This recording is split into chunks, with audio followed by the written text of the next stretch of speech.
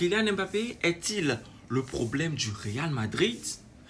Est-ce une saison blanche en vue pour le FC Barcelone? Bouge pas, je te dis tout jusqu'à la fin de la vidéo, je donne mes raisons. On commence d'abord par ceci. Le mercato du Barça ne se résume qu'à un seul mot. Nous avons prévu des discussions avec les clubs le prochain jour. Voilà, c'est ce à quoi le mercato du Barça est résumé.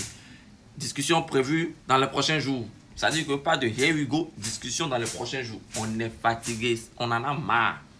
On nous dit encore discussion pour Rashford dans les prochains jours. Nous, on est là seulement et puis on observe. Ça dit que le mercato du Barça, c'est un peu comme telenovelas. Avec le Barça, lors des mercatos, ton cœur bat plus fort. Ça, c'est clair.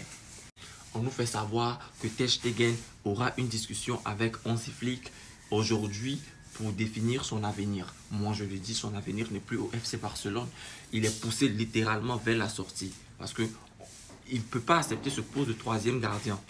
Étant donné que Johan Garcia sera le numéro 1, Szczęsny sera le numéro 2, Ter Stegen ne peut pas accepter le poste de troisième gardien. Ça, c'est clair. Donc, il finira par partir. Non, mais voilà les joueurs du Barça qui sont permis, qui sont fait un vilain plaisir de se teinter les cheveux. Après Gavi, Lamine Yamal, Robert Lewandowski, c'est Szczęsny aussi qui s'éteint les cheveux. C'est pour nous dire quoi? Une saison blanche en vue? Dites-nous en même temps, hein? Et puis nous, on va préparer nos cœurs pour ça. Voici notre gardien, comédien. Et voici le tonton.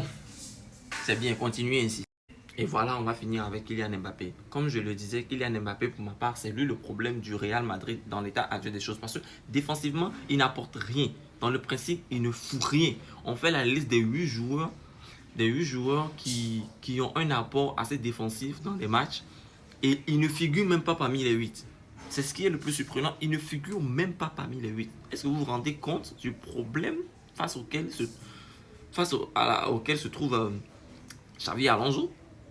Va falloir entre Vinicius et Mbappé décider de mettre quelqu'un au banc. Et c'est ce qu'on disait depuis le début de la saison dernière, que Kylian Mbappé ne fait que déséquilibrer cette équipe.